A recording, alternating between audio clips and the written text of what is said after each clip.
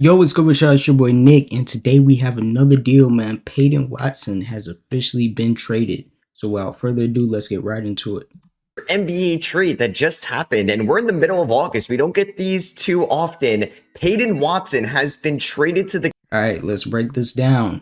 Cleveland, Denver, and the Clippers have agreed on a trade sending Peyton Watson to the Cavs, Max Strus to LA, and an unprotected 2031 Cavs first and a second to the Nuggets. And also, it's more to his deal. I think Trey Man, he's getting sent to Washington. And then Cam Whitmore is also getting sent to Cleveland in this deal, if I'm not mistaken. In my opinion, I feel like this is a good trade for Cleveland. They get a good young player in Peyton Watson and Cam Whitmore. The Clippers, they get a shooter with Max Strus. Denver just is losing at this point. Like Denver, like losing every valuable piece since 2023. Cleveland Cavaliers in a sign and trade. This is going to be a multiple team trade, but what's new is the Denver Nuggets are sending Watson to Cleveland in exchange for Max Strus, an unprotected 2031 first round pick, and a Kings 2032 second round pick. Those two picks are going to Denver, as the Clippers, who are also interested in Peyton Watson, who are dealing with the Kawhi Leonard situation, which is still not resolved, are getting Max Strus and his expiring $16 million contract. Peyton Watson is also going to sign a new 4-year deal worth $88 million to join the Cavs, plus a player option and a trade picker. I mean, the Cavs had a disappointing ending last year in the playoffs. They didn't really have much perimeter defense, and they lost arguably their best perimeter defender in Dean Wade to the Philadelphia 76ers, and they add Peyton Watson, which is a... That's not a bad pickup for Cleveland. Like I said, they get a young player. He could play both sides for him. Like, he was decent for Denver. I think he averaged like 20 points when Jokić was sitting out. And with Jokić playing, he averaged like 15. So that's a solid player for Cleveland to pick up, in my opinion.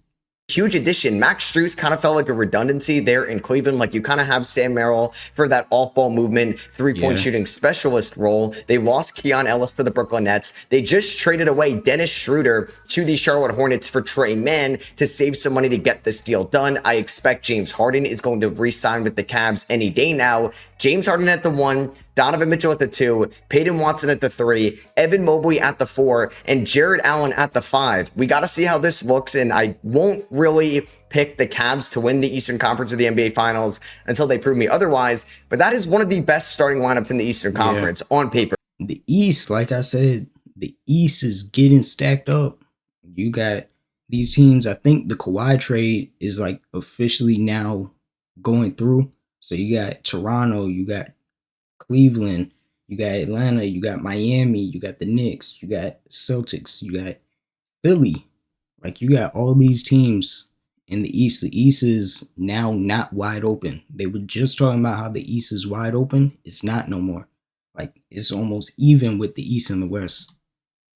Talent-wise, and one of the best starting units in the NBA still. Once again, we have to see how that would look in the playoffs, and can you win 4 straight playoff series, or at least 3, with James Harden and Donovan Mitchell and their defensive deficiencies in their backcourt? But there's a lot of talent there, and Peyton Watson comes in on an $88 million contract. I know there's going to be some escalators in the luxury tax repeat offender for the Denver Nuggets, right? Like, they've been in the luxury tax for the last couple of years. They were going to have to pay 10 times that to bring in Peyton Watson. They had to spend a ton of money in the luxury tax to match the Spencer Jones contract of $6 million a year. Like, I get it, but you have one of the 10, 15 best players of all time in their prime that has been in the MVP conversation for the last... I don't know what Denver's doing, in my opinion. Like, you got to find a way.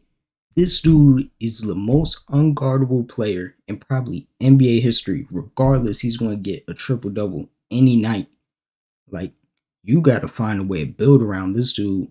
It seemed like all y'all doing is losing. Y'all lost Bruce Brown, lost Peyton Watson, lost Tim Hardaway, lost Michael Porter Jr. You're losing all these valuable players. For what, though? Like, you got to build around this dude and try to get another chip. Half decade in the prime of his career. You're now 3 years removed from winning the NBA title, and you traded Watson, like one of your more important perimeter defenders, for a first round pick 5 years from now.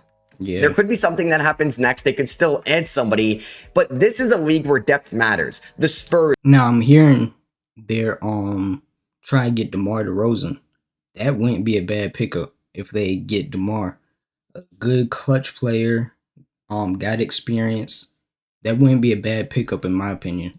And the Thunder are, I know I'm pausing a lot, but physical and young. You need depth to get you through the regular season, and you need guys that can defend in the playoffs. The depth of the Denver Nuggets is not good right now. To put it simple and honestly to be kind. Jamal Murray's the starting one. They lost Tim Hardaway Jr. to the Miami Heat. So you have Christian Brown, who wasn't great last year. They're banking on a big bounce back for Christian Brown. Is going to be the starting 2 guard. Cam Johnson also was kind of disappointing last year, trading Michael Porter Jr. for him. He'll be the 3. Aaron Gordon the 4, who's an elite power forward next to Nikola Jokić. But for the 3rd straight year, at least 2nd straight year, he's been banged up in the playoffs. And then obviously Jokić at the 5.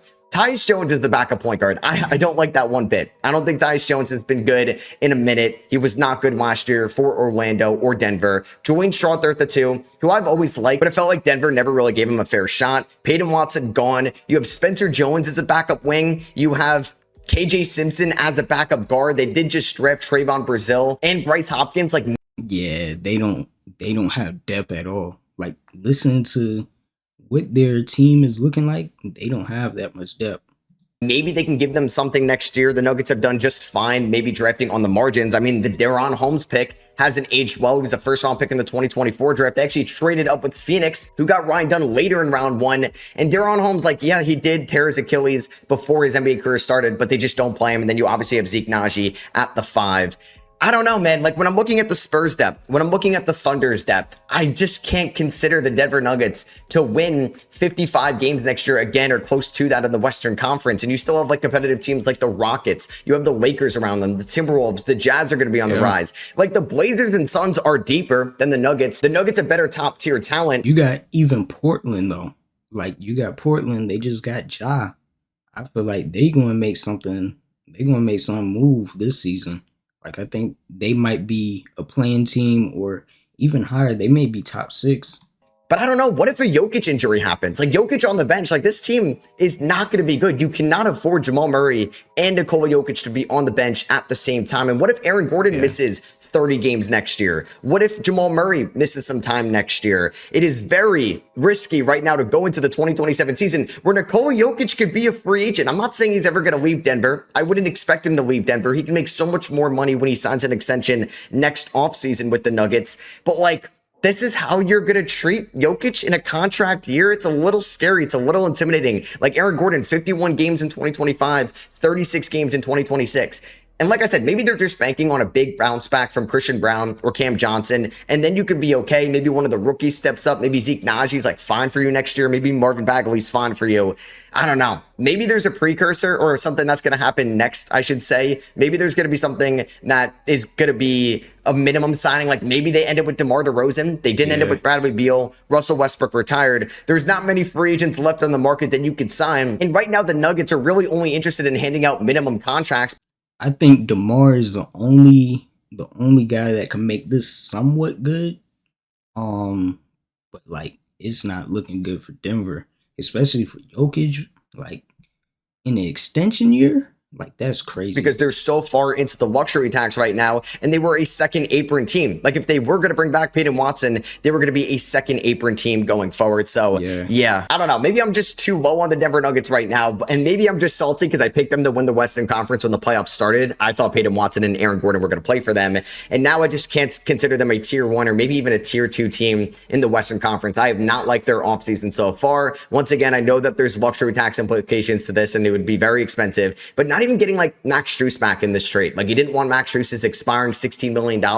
He's going to the Clippers in this deal. Like I said, you save some money, but I'd rather have somebody that can actually help you right now to try to win around Nikola Jokić. You don't have three-point shooting after losing Tim Hardaway Jr. this offseason. Strus kind of would have been a good addition for this team. I expect them to probably re-sign Bruce Brown, maybe another guy like that. But like I said, I don't consider the Nuggets as a tier 1 team in the Western Conference right now. Pick up Max Strus in this deal, sure, a $16 million contract, as the Clippers are still waiting to get a resolution on the Kawhi Leonard trade. I don't know why we haven't had anything yet so far. It's crazy. So that whole situation is crazy with the Kawhi Leonard stuff, like that's crazy. With it's a whole bunch of stuff with that. But I think the trade is complete now, if I'm not mistaken. And either that or they're doing another investigation on that. Like Brandon Ingram, Grady Dick, they're pending free agents right now. The Nuggets were interested in Peyton Watson, so they're obviously not getting him here. Maybe they weren't going to pay $88 million. Maybe they weren't going to give up a future unprotected first-round pick with not having some first over the next few years, and then also the aspiration scandal. I like this for them. Max Strus could definitely get you maybe some valuable seconds this year at the trade deadline. Like Nikola Vucevic went for a pretty good second to Chicago at the deadline. Like maybe something like that if the Clippers are not contending. The Clippers have like a solid roster. I don't know if it's a top-tier roster in the Western Conference. With the Clippers, it's not bad though. Like you got Brandon Ingram, you got Grady, and then you don't know if Bandit Mathurin is coming back. Then you got Darius Garland. They got a pretty solid team. They signed Rui Hachimura. It's not that bad though. Like they got a little solid team. They still got more pieces to add on, but it's not bad. Like they could be like a playing team maybe. Like I think it's still going to be tough for them to make the playoffs next year, but they take a flyer on Max Strus. I don't hate it. I assume they're also going to bring back Benedict Mathurin.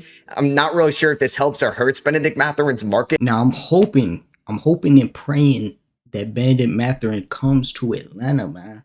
Like we could do a little sign and trade. Y'all get Jonathan Kuminga, we get Benedict Mathurin, and you feel me? I'll take Benedict. Like he's a good player. He got skills of creating his own shot. I like him, in my opinion. He's nice.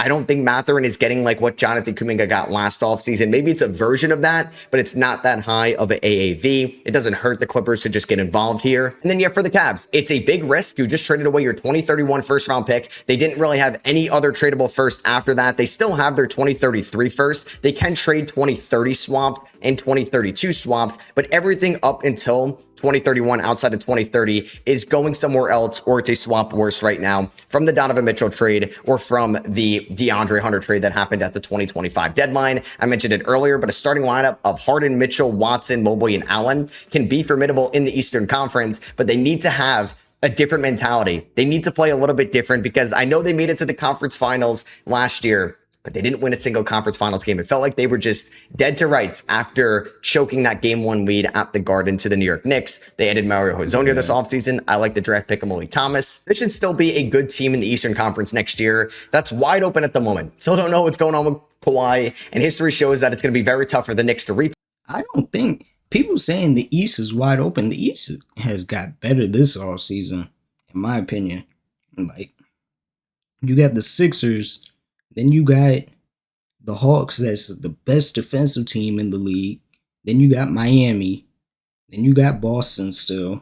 You got Cleveland. You got a bunch of teams. And then Tyrese Halliburton coming back. Like, you don't know how the East is going to be looking. Then you still got the Knicks. They just won the championship.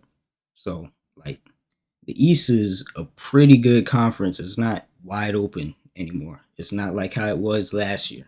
Pete, Boston made a big switch up. Who knows how Philly's going to look, but we assume they're going to be good. Either way, Cleveland thinks they could still win it all, and I'm glad they're being aggressive in this era of Donovan Mitchell, right? Donovan Mitchell's 30 years old. You just gave him another huge extension. You got to try to win right now. They could still have some flexibility to make a trade going forward if they wanted to move off from Trey Mann. Maybe there is still a Jared Allen trade that happens one day. I'm curious to see what the James Harden contract is going to look like when he inevitably re-signs with the Cleveland Cavaliers, but I'm going to take them seriously as maybe a tier 1 team in the Eastern Conference. I didn't like their offseason up until this point. They missed out on LeBron James. I like the aggressive move for Peyton Watson, and Watson does have a smaller sample size of being like what we think he can be going forward. It was that stretch in which Jokić got hurt in the 2026 season. I wonder what his role is going to be in Cleveland. They desperately needed a perimeter defender, and if he could step up and still get a shot, he might feel comfortable playing maybe a more tertiary or like 4th or 5th scoring option when he's out there, now that he finally got that bag. So let me know what you guys think of this trade down below.